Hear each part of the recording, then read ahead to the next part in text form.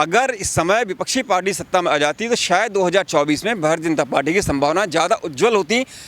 अब मुझे लग रहा है कि संभावना है 2024 में मोदी जी हारेंगे, चूँकि अगर अब ये सरकार डिलीवर नहीं कर पाई तो एंटी इनकम्बेंसी 2024 में रहेगी।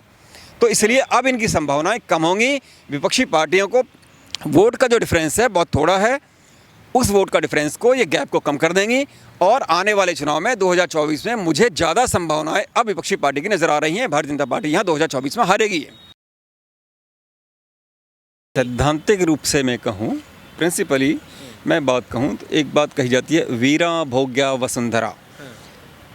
वीर दृढ़ इच्छा शक्ति के मजबूत नेता, मजबूत इच्छा शक्ति जिनमें होती है वही राज करते हैं। जनता को एक मजबूत संदेश देने में कामयाब रहे हैं। मोदी और योगी के रूप में जनता ने एक मजबूत नेता को स्वीकार किया है और इसलिए ये जीतने में, संदेश देने में कामयाब रहे हैं और जनता ने स्वीकार किया है इनके संदेश को। बुलडोजर की नीति अगर बात करें, जनता को पसंद आई।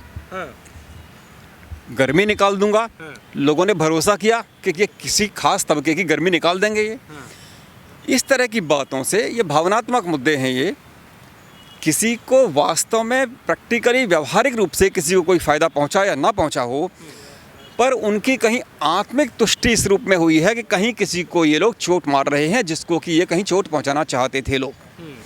तो उस रूप को इन्होंने स्वीकार किया है और कहीं ना कहीं थोड़ा सा, मैं यहाँ पर पहले भारतीय जनता पार्टी के ऊपर पहले कहा जाता था कि ये पूरी तरह से धार्मिक ध्रुवीकरण कर रही है।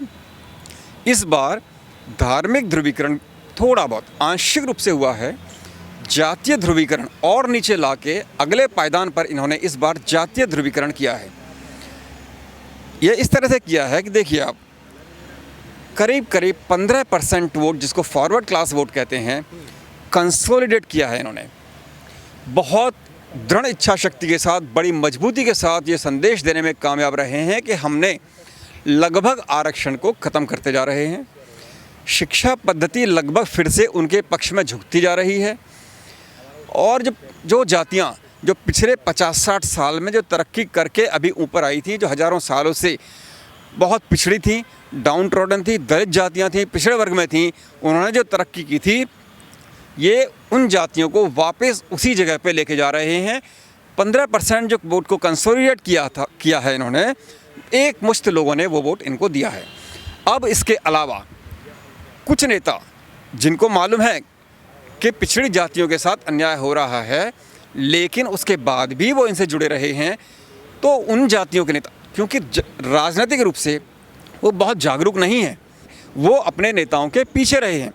जैसे कि मैं अगर विभाजन करना चाहूँ, अगर कहूँ मैं जातीय रूप से कैसे विभाजन हुआ है, कुछ मजबूत जातियाँ हैं, जाट, यादव, कुर्मी, ये मजबूत जातियाँ हैं।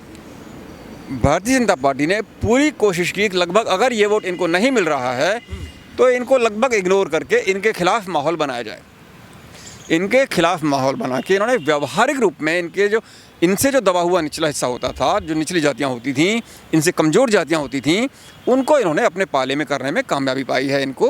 और केवल ये नारे दे के कि हम बुलडोजर चला देंगे या इनका घर तोड़ देंगे या इनको नुकसान पहुंचा देंगे हम। लेकिन भारतीय जनता पार्टी सक्सेस रही है सर इस मामले में भी। देखा जाए तो बता रहे थे कि जो मायावती के जो कोर वोटर हैं उसमें भी भारतीय जनता पार्टी ने सेंध लगा दी, अच्छी खासी सीटें लेके आ गई। अखिलेश यादव के जो गढ़ था उसमें भी सेंध लगा करके अच्छे खासे वोट ले गए। तो सभी जाति धर्मों के वोट तो ले गई बीजेपी, तो उसमें मतलब कैसे कह सकते कि सिर्फ 15% ही वोट बीजेपी? अभी आपने शब्द इस्तेमाल किया, सभी जाति धर्मों के वोट बीजेपी ले गई।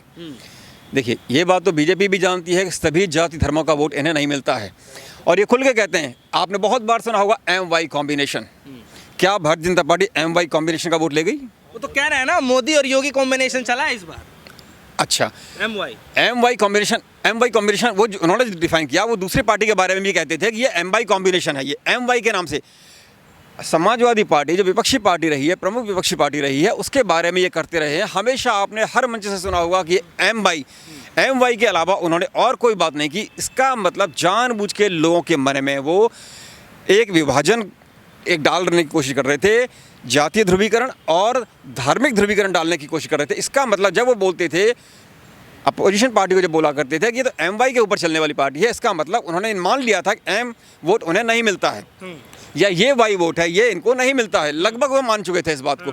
इस बार भी पश्चिमी उत्तर प्रदेश में जैसे कि मेरठ, मुजफ्फरनगर, शामली का जो इलाका है, जो किसान तबके का आंदोलन, जो किसान आंदोलन जहाँ पर बहुत मुखर हुआ था, उस इलाके में भी जाटों ने वोट इनको नहीं दिया, और ये भी लगभग मान चुके थे कि जाट इनको वोट नहीं देने वाले हैं। तो इन्होंने उसके लिए पहले से ही कार्ड तैयार की। तो उसके अलावा उन्होंने जो निचली जात में कोई ऊंचा या नीचा, मेरा स्पष्ट मानना है, कोई ऊंची जाति नहीं है, कोई निचली जाति नहीं है, केवल आर्थिक रूप से कुछ लोग आगे बढ़े हुए हैं। तो जो कमज़ोर जातियाँ थीं, जो उनको इन्होंने वो ये संदेश देने में कामयाब रहे हैं कि ये किसान आंदोलन भी ऊंचे बड़े किसानों का और छोटे किसानों का, बड़े किसानों का आंदोलन रहा है। सरकार छोटे किसानों को फ़ायदा पहुंचाना चाहती थी, उसको रोकने के लिए ये आंदोलन कर रहे हैं। तो कहीं ना कहीं लोगों को ये भावना लोगों तक पहुंची है। भी अच्छा खासा वोट मिला है, अरे इधर जाट बहुल्य इलाकों से नहीं, शामली ज़िले में मेरे ख्याल से सारी एक भी सीट नहीं मिली है। हाँ, उधर का नहीं मिला है, लेकिन फिर भी जिधर गढ़ बताया जा रहा था कि किसान इतने आक्रोश में है, भारतीय जनता पार्टी को वोट नहीं देंगे, अगर सपा से कंपेरिजन किया तो अच्छा खासा सीट लेकर गई है सर। नहीं, गठबंधन ने बहुत अच्छा प्रदर्शन किया है यहाँ पर। वही ना, केवल समीकरण जहाँ पर लगभग मुस्लिम और जाट जहाँ थे, लगभग एक तरफा ही गया हुआ है। इसमें लगभग दिख ही रहा है, क्लियर दिख रहा है ये कि लगभग ओवरऑल भारतीय जनता पार्टी ने जीत हासिल कर लिया है, वापसी सत्ता में हो गई है योगी जी की फिर से। तो आपको क्या लगता है कि वो ऐसा एक कारण क्या हो सकता है जो विपक्षी पार्टियां वो रोल अदा कर देती और सत्ता फिर ले जाती? क्या लगता है ऐसा, या फिर आप भी वो ईवीएम वाला राग अलापेंगे जो अभी तक जो है स्वामी प्रसाद मौर्य अलाप रहे हैं उस चीज़ को कि ईवीएम में गड़बड़ी? मेरा बहुत स्पष्ट मानना है कि अब चुनाव हो चुका है, परिणाम आ चुके हैं, अब ईवीएम को दोष देने का समय नहीं है। जिस सरकार, जो पार्टी ने चुनाव में विजय हासिल की है, उसको शुभकामनाएं, और मैं ये उम्मीद करता हूं कि जनता के लिए कुछ अच्छा डिलीवर करें। लेकिन जो आपने कही है कि एक कारण क्या है, एक कारण को क्या कहा जाए, बड़े सैद्धांतिक रूप से, बहुत स्पष्ट रूप से मैं कहता हूं कि इन्होंने अपना एक कोर वोटर जो है, इनका विज़न बिल्कुल क्लियर था, नीति बिल्कुल स्पष्ट थी, उसको संदेश देने में कामयाब रहे हैं, खुल के बोला है इन्होंने, और उस स्पष्ट नीति को उनके वोटर ने स्वीकार किया है। और उसके चलते कुछ और वोटर जुड़े हैं जहां विपक्षी पार्टियों का हमेशा कन्फ्यूज़न में रही, वो कभी भी एक स्पष्ट संदेश नहीं दे पाए। वो जो आम तौर पर जो वोटर उनका है, जिसको कोर वोटर समझते हैं, उस तबके को भी एक स्पष्ट संदेश नहीं दे पाएंगे।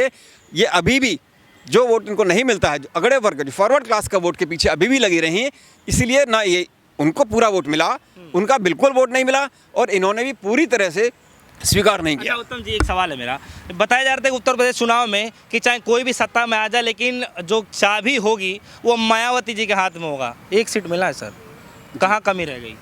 जी, ये यहाँ कमी ये रही है कि इस बार बहन जी बहुत एक्टिव नहीं थी, और लगभग अंबेडकर जी का और कांशीराम जी का जो मिशन था, इन्होंने उस मिशन को लगभग बहुत हद तक डाइवर्ट कर दिया है। अब इन्होंने, आपने देखा होगा कि उस समय के जो नारे होते थे, जो आम दलित वर्ग को या अति पिछड़े वर्ग को लुभाने के जो नारे हुआ करते थे, वो अब बदल गए हैं नारे।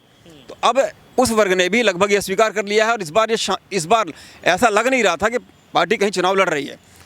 शीर्ष नेतृत्व ने, बहन जी ये संदेश देने में नाकामयाब रही कि वो सक्रिय रूप से चुनाव लड़ रही हैं, बहुत एक्टिव मोड में चुनाव लड़ रही हैं। इसका परिणाम ये हुआ, उनका वोटर, जो कोर वोटर है, बड़ा डिटरमिन्ड वोटर है, जो इनको वोट करना ही चाहता है, उसके सामने एक भ्रम की स्थिति उत्पन्न हुई।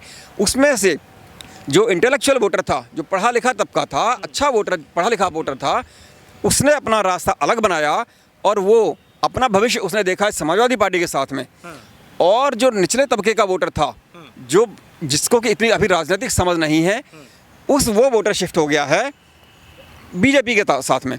और थोड़ा बहुत वोटर जो बहुत ही कहेंगे हार्डकोर या पार्टी का वर्कर टाइप का है, वो अभी भी बीजेपी, बहुजन समाज पार्टी के साथ में, बहन जी के साथ में अभी भी है। तो इसीलिए इस वोट का पूरी तरह डिवीज़न हुआ है। ज़्यादातर वोट जो निचला तबका है, जो गरीब तबका है, उसका वोट लेने में शायद वो राशन के नाम से गए हों या किसी और लोभ लालच में गए हों, वो वोट चला गया है इस बार बीजेपी को। मोदी मैजिक है कि नहीं? एक आखिरी सवाल। नहीं, बिल्कुल भी नहीं है ये। और मुझे इस बात की, अगर मैं आपको कहूँ तो मुझे तो थोड़ा बहुत दिख रहा है। अब मुझे 2024, अगर इस समय विपक्षी पार्टी सत्ता में आ जाती तो शायद 2024 में भारतीय जनता पार्टी की संभावना ज़्यादा उज्ज्वल होती।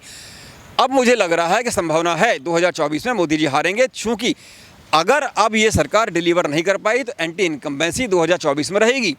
तो इसलिए अब इनकी संभावनाएं कम होंगी।